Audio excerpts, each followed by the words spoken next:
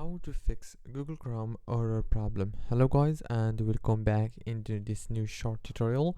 So I'm gonna show you how to fix this issue easily and fast.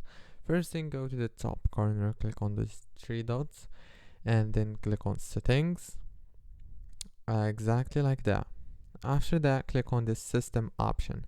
When you click on the system option, after that, all what you want to do is just make sure that this option and this option are turned off. And after that, click on reset and clean up. Click on clean up computer and click on find.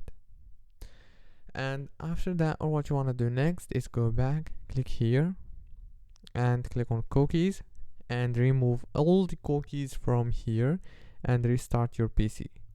Don't forget to like, subscribe.